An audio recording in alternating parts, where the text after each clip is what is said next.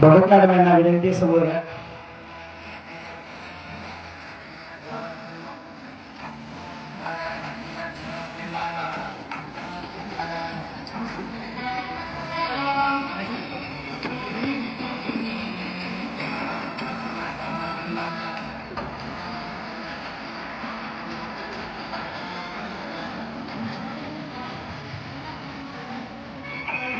वाचत आहे एक अशी शिक्षिका ज्यांनी शिक्षण म्हणजे सुसंस्कार आणि परीक्षा म्हणजे भविष्य असं ठामपणे सांगितलं.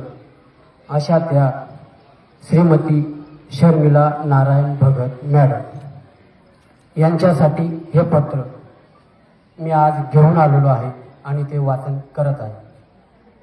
मॅडम, कधी बोलून झालं नाही, पण मनात होतं काय म्हणून आज वाचतोय. शब्दांनी ओवलेलं तुमचं आमच्यावरचं ऋण. मॅडम, तुम्ही फक्त शिकवलं नाही, सजवलं, घडवलं, उभं केलं स्पर्धा परीक्षांचं यशाचं साम्राज्य. नवोदय असो, शिष्यवृत्ती असो, मंथन परीक्षा असो, तुम्ही मुलांचा भविष्याचा नकाशाच आखला आणि तो नकाशा हातात घेऊन आमची मुलं आज यशाच्या वाटेवर धावत आहे. पण यश त्यांच्या धावण्याचं नसून तुम्ही शिकवलेल्या मेहनतीचं फळ आहे. मॅडम, ही परीक्षा खूप महत्वाची आहे.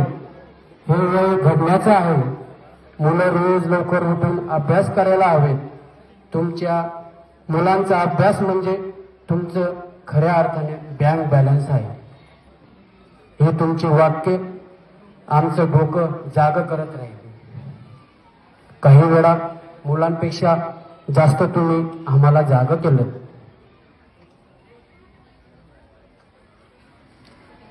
पालकांनी रोज पाठांतर घेतलं का मेसेज करा. हा आग्रह नाही, ही फक्त जबाबदारीची आठवण होती. आम्हाला म्हणालात, मी मुलांचा अभ्यास ग्रुपवर निकाल टाकणार आहे. कमी गुण मिळाले तर पालक म्हणून वाईट वाटेल ना? हो मॅडम, खरंच वाईट वाटेल. कारण तुम्ही वर्ग शिक्षिका न होता शाळेतील दुसरी आई होता. तुम्ही गणित घेतलं, बुद्धिमत्ता शिकवलं, व्याकरण शिकवलं, पण त्या शब्दांमागे शिकवलं कृती, जबाबदारी आणि सचोटी. आरोग्य सांभाळा, घरचा आहार घ्या, अभ्यास करा, हा तुमचा एकाच वेळी प्रेमळ आणि कठोर आदेश आमच्या आजही घुमतो कानात. मुलांना पेपर दिले, गुण दिले, पण त्यामागे दिलं भविष्य.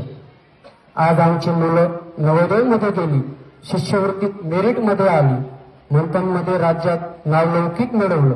हे आम्हा पालकांचं स्वप्न होतं, पण त्याची पूर्णत्वाची जबाबदारी तुम्ही घेतली.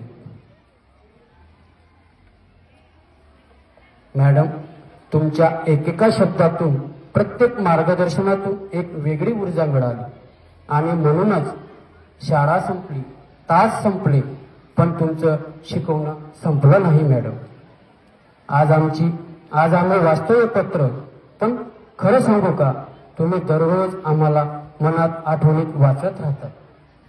तुमचा आवाज अजून ऐकू येतो. पहा, विचार करा, वेळ जातोय. आणि म्हणूनच हे शेवटचं वाक्य सगळ्या पालकांच्या वतीने. मॅडम, तुम्ही शिकवलेली प्रत्येक गोष्ट आमच्यासाठी पुरस्काराहून मोठी आहे. आमच्या मुलांचा यशाचा प्रत्येक टप्पा हा तुमचाच विजय आहे.